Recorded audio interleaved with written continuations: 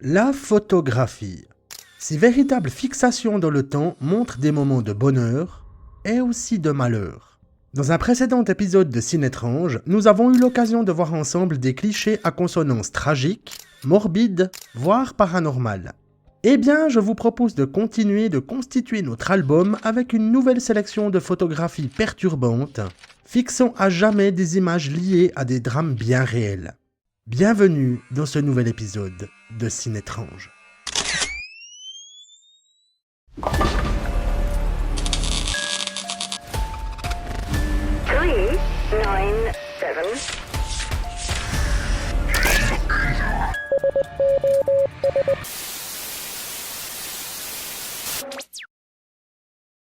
Les amis, nous allons une nouvelle fois nous plonger dans notre album photo.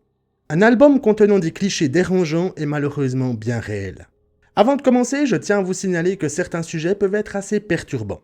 Voilà, comme ça, vous êtes prévenus. Si vous vous sentez prêts, on va commencer avec une histoire passablement morbide.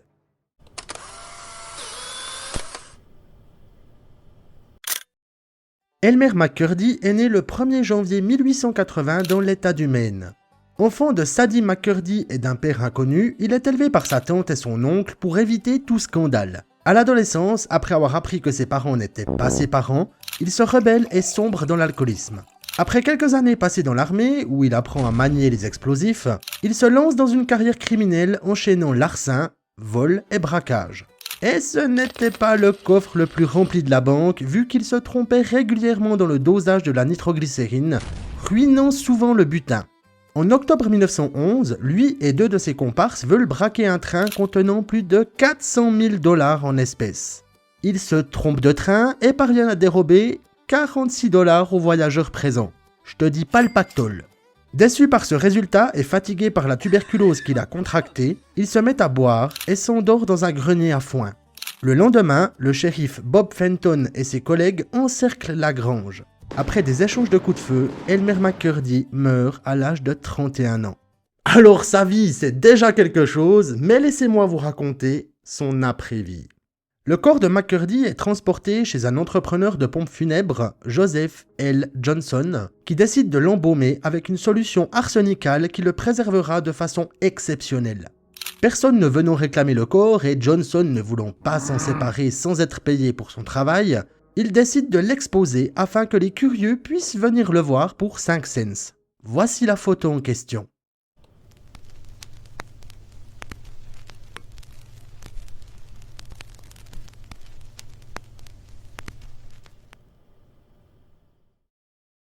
Le bandit qui refusait d'abandonner, le hors-la-loi de l'Oklahoma ou encore le bandit embaumé furent ces noms de scène. En 1916, 2 personnes vinrent récupérer le corps en feignant d'être les frères de McCurdy. Il s'agissait en fait de James et Charles Patterson, le premier étant propriétaire du Great Patterson Carnival Shows, une fête foraine. Ils exposèrent le corps de McCurdy avec l'appellation « le hors-la-loi qui ne serait jamais capturé vivant » jusqu'en 1922. Et ce n'est pas fini. Bien que le corps commence gentiment à se dégrader, Louis Sony, ayant racheté l'entreprise de Patterson, continue de l'exposer jusqu'en 1933 dans un spectacle itinérant avant que le réalisateur Dwayne Esper l'utilise dans l'un de ses films pour prévenir des dangers de la toxicomanie. Sony, toujours propriétaire du cadavre, décède en 1949. Le corps de McCurdy est conservé dans un entrepôt jusqu'en 1964 où Dan Sony, le fils de Louis, le prête à David F. Friedman pour l'utiliser dans l'un de ses films, She-Freak, en 1967. En 1968, le corps est vendu au musée de cire d'Hollywood tenu par Spoonie Singh, qui l'expose également avant d'être vendu à Ed Lirch, propriétaire de The Pike, une zone de loisirs en Californie. Eh ben McCurdy, il aura plus voyagé de sa mort que de son vivant. En 1976, lors du tournage de l'épisode Carnaval d'espions de la série L'homme qui valait 3 milliards dans les locaux de The Pike, un accessoiriste déplace ce qu'il croit être un mannequin, jusqu'à ce qu'un bras se détache, se brise au sol et révèle des os humains. Après une autopsie, il a pu être déterminé que le corps était celui d'Elmer McCurdy. Le 22 avril 1977, le corps est finalement enterré au cimetière Summit View à Guthrie, en Oklahoma, sous une couche de 60 cm de béton pour s'assurer que personne ne puisse le voler à nouveau. Elmer McCurdy repose enfin en paix 66 ans après son décès. Cette histoire est complètement folle. Vous imaginez un peu que le corps d'Elmer McCurdy a été exploité sur près de 7 décennies. La photographie présentée ici montre celle d'un homme, certes hors la loi, et qui aurait pu rester dans un anonymat pratiquement total sans l'intervention d'individus peu scrupuleux souhaitant faire un peu de business avec son cadavre. Au moins, McCurdy aura eu une mort bien remplie. Et maintenant, on va passer à une photographie qui est, pour moi, un des clichés les plus glaçants de tous les temps.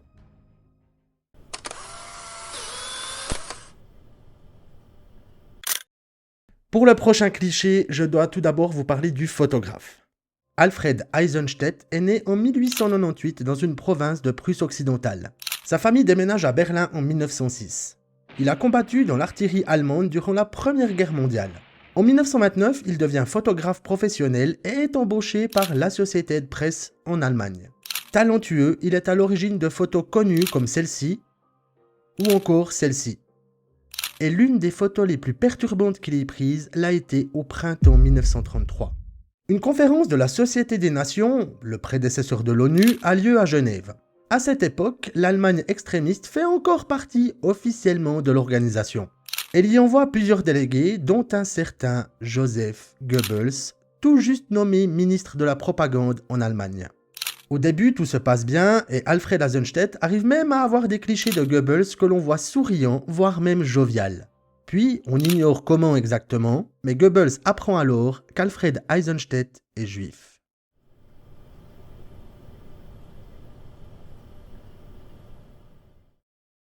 Son regard change radicalement.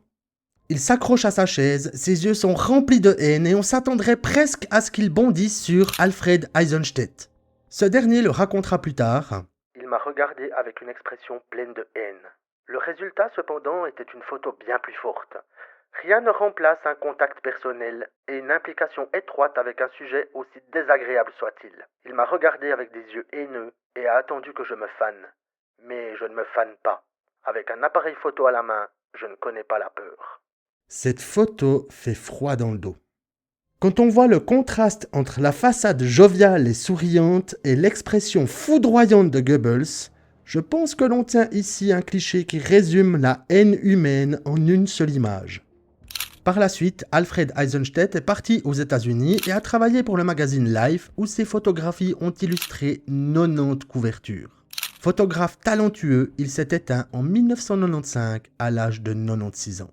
Et il nous a offert des clichés magnifiques, tout comme un des plus déstabilisants de toute l'histoire. Et maintenant, envolons-nous vers notre prochain cliché et la catastrophe épouvantable qu'il présente.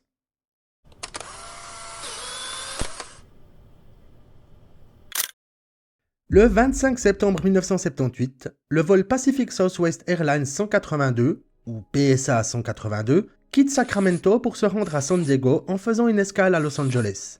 À bord de ce Boeing 727, 128 passagers et 7 membres de l'équipage. 8h34, l'avion décolle de Los Angeles en direction de San Diego. Ce même jour, un Cessna 172, un petit avion monomoteur à hélice, décolle de Montgomery Field pour un vol d'instruction. 2 personnes à bord, naviguant à vue, ce qui ne nécessite pas de plan de vol. La matinée est claire, ensoleillée et les règles du vol à vue sont donc respectées. Vers 9h, le vol PSA 182 reçoit une alerte. Il y a la présence d'un trafic aérien proche d'eux. Le pilote aperçoit le Cessna et confirme cela au contrôle d'approche. L'avion peut donc préparer la phase d'atterrissage. Seulement, le Cessna n'est tout à coup plus en visuel et malgré une alerte de conflit détectée par le contrôleur aérien, le vol 182 amorce sa descente. C'est trop tard. Le Cessna et le Boeing entrent en collision à plus de 790 mètres d'altitude. Au sol, Hans Wendt, photographe du bureau des relations publiques du comté de San Diego, entend un craquement métallique. Il dégaine son appareil photo, il voit ensuite l'avion, en feu, en train de chuter.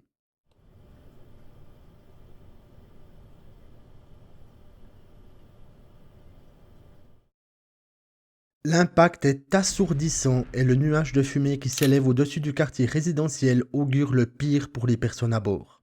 Le Cessna, lui, s'écrase environ 6 pâtés de maison plus loin, tuant ses 2 occupants sur le coup. Lorsque les secours arrivent sur le lieu de l'accident, ils ne peuvent que constater l'horreur. Les 128 passagers et 7 membres de l'équipage sont tous décédés. 7 autres personnes perdent la vie au sol.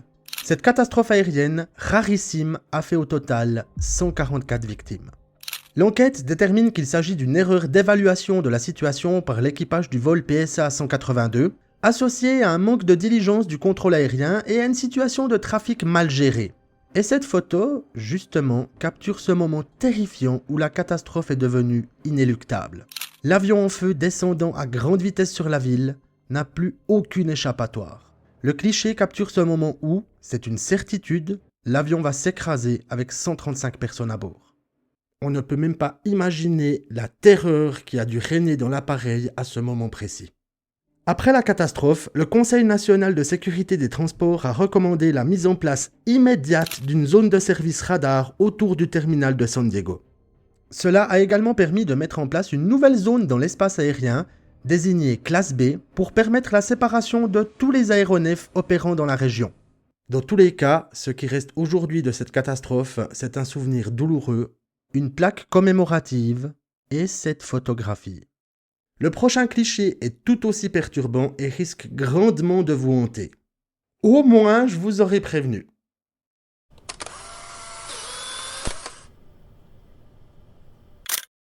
Né le 27 mars 1895, Ruth Brown épouse Albert Snyder, riche homme d'affaires, à l'âge de 30 ans. Aimant les spectacles et les relations sociales, Ruth a une personnalité qui tranche avec celle de son époux, beaucoup plus introvertie et posée. Au bout de quelque temps, la monotonie s'installe et Ruth a besoin de sortir de son quotidien. Elle rencontre Henry Jude Gray, vendeur ambulant de corsets, lui aussi marié et vivant dans une monotonie qu'il ne supporte plus. Ils entament une liaison durant laquelle Ruth raconte souvent comment elle pense assassiner son mari. À ce moment-là, Henry doit certainement se dire qu'il ne s'agit que de paroles. Et pourtant, début 1927, après avoir fait souscrire une assurance vie à Albert pour un montant de 48 000 $, somme doublée en cas de mort violente, Ruth planifie alors son assassinat. Elle parvient à convaincre Henry de l'aider dans cette funeste tâche. Un soir, elle fait entrer son amant en douce pendant que son époux est sorti au bar du coin. Lorsqu'il revient à la maison, il s'endort et là, les deux amants fondent sur lui. Ils l'assassinent en l'étranglant avec un fil de fer et mettent à sac la maison pour faire croire à un cambriolage qui a mal tourné. Ils avaient quand même déjà de la suite dans les idées à l'époque, mais la mise en scène est mal faite et les enquêteurs se rendent rapidement compte que quelque chose cloche. Après plusieurs interrogatoires, Ruth finit par craquer et avouer la vérité. Après un procès très médiatisé, les deux amants sont déclarés coupables de meurtre et condamnés à mort. Le 12 janvier 1928, à 23h, dans la prison de Sing Sing, dans l'État de New York, Ruth Snyder est attachée sur la chaise électrique. À cette époque, la presse n'avait pas le droit de photographier les exécutions. Pourtant, Tom Howard, journaliste au Daily News, a trouvé une astuce. Un appareil photo miniature attaché à sa cheville et déclenché via un câble dans sa poche. Il a réussi à prendre cette photographie.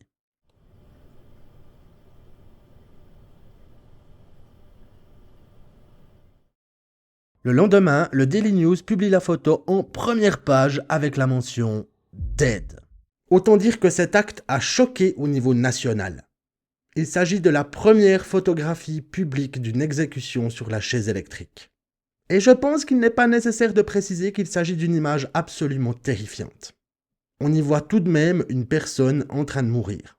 Quand on sait en plus que la photo a été prise de manière clandestine, on peut se poser la question des limites de ce qu'il est éthiquement possible de montrer ou non, surtout à la une d'un journal comme le Daily News. Il y a un mélange de voyeurisme malsain, d'horreur indicible et une forme de tristesse qui se dégage de cette photographie. Et vous, qu'est-ce que vous en pensez? N'hésitez pas à me le dire en commentaire. Ah, et concernant Henry Jude Gray, l'amant et complice de Ruth, il a été également exécuté quelques heures plus tard sur la même chaise électrique. Par contre, dans son cas, aucune photographie n'a été prise. Le cliché de Ruth Snyder reste l'une des photos les plus controversées de l'histoire de la presse américaine. Pour notre prochain sujet, on va rester encore un peu dans le crime.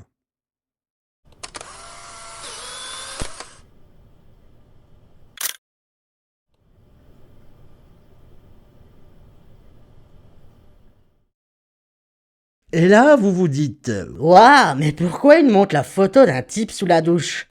Franchement, ça a rien de terrifiant. » Attendez, vous n'avez pas encore le contexte.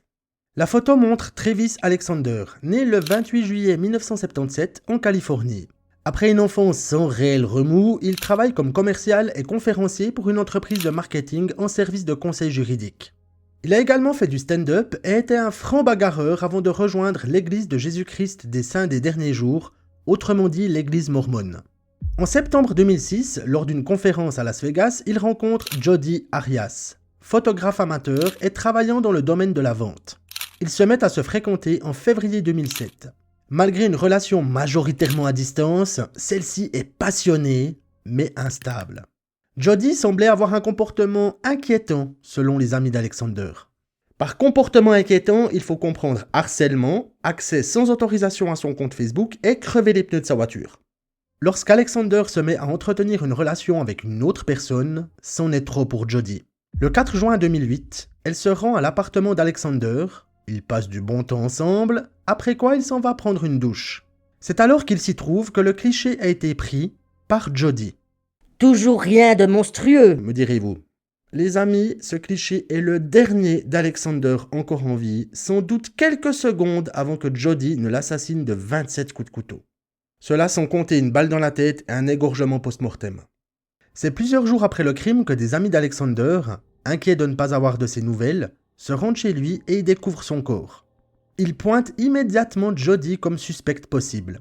Lors de la perquisition au domicile d'Alexander, les enquêteurs retrouvent un appareil photo et parviennent à récupérer les images. On y voit Alexander et Jodi lors de leurs ébats, la fameuse photographie, puis des clichés accidentels du corps ensanglanté pris lorsque l'appareil est tombé pendant l'agression. Arrêté, Jodi Arias voit son procès débuter en janvier 2013. Passablement houleux avec notamment un désaccord du jury, la jeune femme est, le 13 avril 2015, finalement déclarée coupable de meurtre au premier degré et condamnée à une peine de prison à vie sans possibilité de libération. Nous avons ici un cliché glaçant montrant les tout derniers instants d'un homme avant qu'il ne se fasse brutalement assassiner. Sur cette photo qui semble banale, on constate pourtant le regard inquiet d'Alexander, comme s'il se doutait que quelque chose allait radicalement mal tourner. Et ce qui est encore plus perturbant, c'est que ses derniers instants de vie ont été immortalisés par son propre assassin. Si vous voulez du perturbant, attendez de voir le sujet suivant.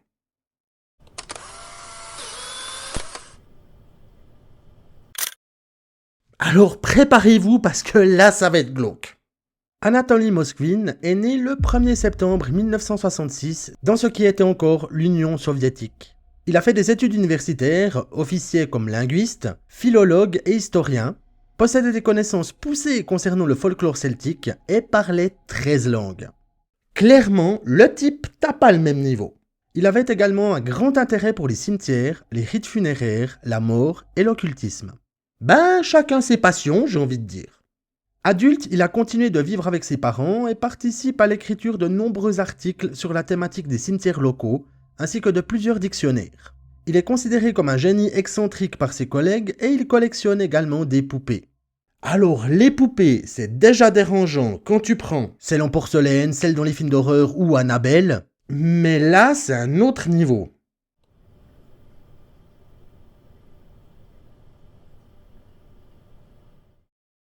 C'est glauque, hein? Vous n'êtes tellement pas prêts. C'est en 2011, à la suite d'une enquête sur des profanations de tombes dans la région, que la police a identifié Anatoly Moskvin comme suspect potentiel.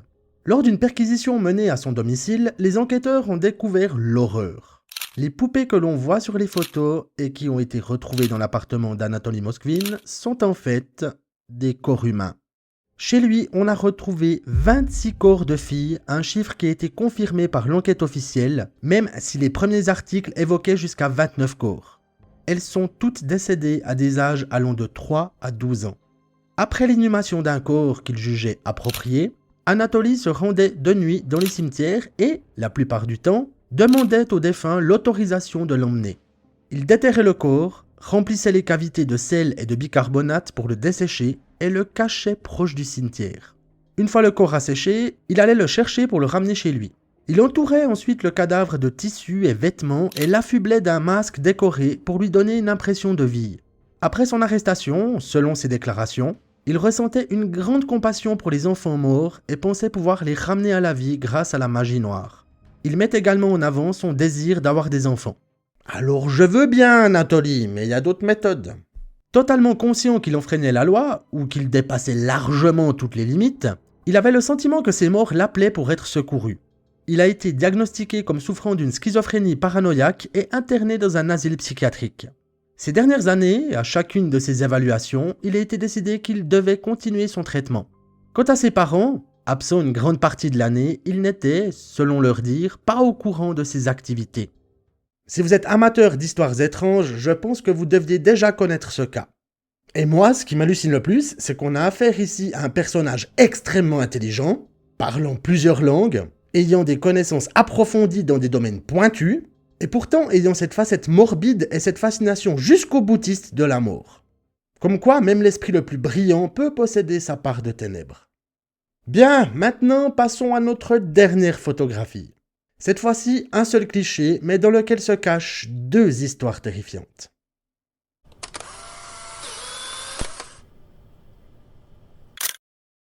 Nous sommes le 4 décembre 1972 à Merced, en Californie. Steven Steiner, 7 ans, est sur le chemin de sa maison après une journée d'école. Un homme l'accoste et demande si sa mère ne pourrait pas faire un don pour une église locale. Steven lui répond que oui, probablement. Une Buick blanche arrive alors, conduite par Kenneth Parnell, un pédophile notoire. Son complice a bien fait son travail, Steven monte à bord du véhicule. Pendant plus de 7 ans, Steven va être à la merci de son ravisseur. Ce dernier informe sa victime que ses parents n'ont plus les moyens de s'occuper de lui et qu'il est donc devenu son tuteur légal. Agressé de manière répétée, Steven est pourtant assez libre de ses allées et venues. Au fil des déménagements, il est inscrit dans différentes écoles sous un faux nom et possède une liberté relative bien qu'étant sous l'emprise de Kenneth Parnell. 7 ans après l'enlèvement, Steven a bien grandi et Parnell se détache petit à petit de ses assauts sur l'enfant. Il cherche maintenant une nouvelle proie, plus jeune. Le 4 février 1980, Parnell et un complice kidnappent le jeune Timmy White, 5 ans, qui est emmené au domicile du criminel, là où se trouve toujours Steven. Ce dernier, voyant ce jeune enfant complètement en détresse, décide de le sauver. Le 1er mars 1980, alors que Parnell se trouve à son travail de gardien de nuit, Steven emmène Timmy à l'extérieur. Ensemble, ils font du stop et se rendent au commissariat le plus proche. Les policiers découvrent alors que Steven Steiner est toujours en vie et qu'il vient de sauver un autre garçon des griffes de Parnell. Dès le lendemain, Parnell est arrêté et une photographie est prise.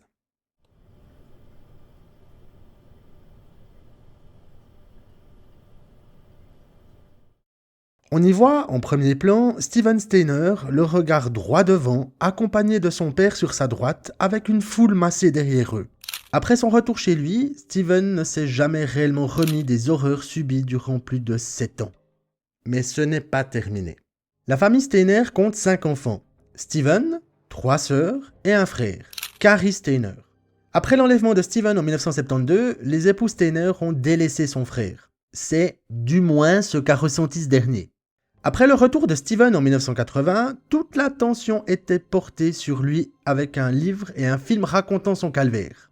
À nouveau, Cary, âgé de 18 ans, se sent mis en arrière-plan.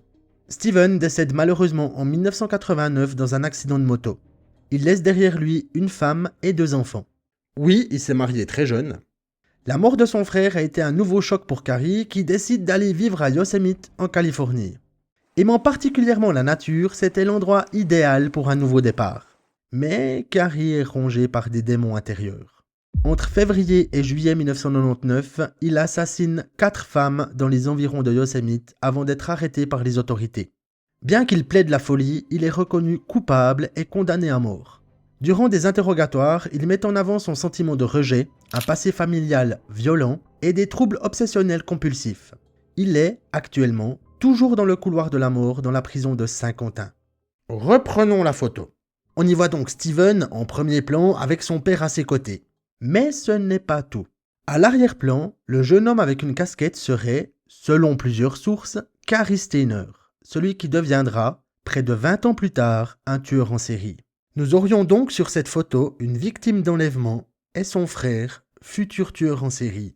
Avoir autant de destins tragiques sur un seul cliché, c'est rare. Pour conclure, Kenneth Parnell a été reconnu coupable uniquement d'enlèvement. Sans entrer dans les détails, les agressions n'ont malheureusement pas été reconnues. Et condamné à 5 ans de prison. Moi non plus, je comprends pas. Cependant, en 2004, à l'âge de 73 ans, il est reconnu coupable d'autres faits et condamné cette fois-ci à 25 ans de prison. Suite à cette affaire de kidnapping, la Californie a changé ses lois trop clémentes dans des cas similaires d'enlèvement. C'est déjà ça.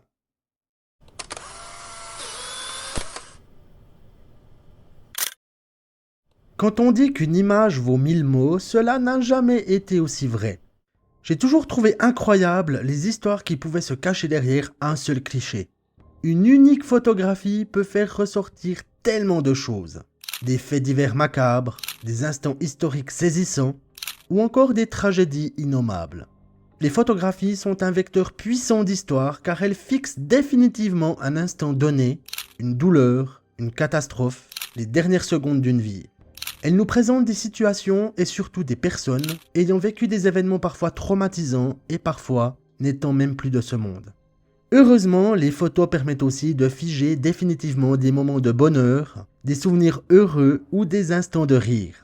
Dans celles que nous venons de parcourir, même si les histoires liées sont affreuses ou macabres, il y a toujours un semblant d'espoir, une forme de justice, une lumière au bout du tunnel. Cela sans oublier que l'étrange s'invite toujours dans ces photographies, nous donnant un sentiment de malaise et d'impuissance face à des événements figés à jamais, impossibles à modifier. Il s'agit ici d'instants d'éternité qui resteront dans les mémoires et sur le papier glacé. Les amis, nous voilà arrivés au terme de ce voyage au travers de 7 photographies perturbantes. Alors déjà, merci d'avoir regardé cette vidéo. Et ensuite, n'oubliez pas de me laisser un commentaire pour me dire ce que vous avez pensé de ces différents clichés. Je trouve complètement dingue que pour une seule image, il y ait autant de choses à dire. Et vous préparez cet épisode, c'était vraiment intéressant. N'hésitez pas à me laisser un bon vieux pouce bleu, à partager et bien entendu à vous abonner. Et n'oubliez pas, l'étrange, ce n'est que la normalité à un autre niveau. Prenez soin de vous, à très bientôt pour une nouvelle vidéo et bien entendu, bon visionnage.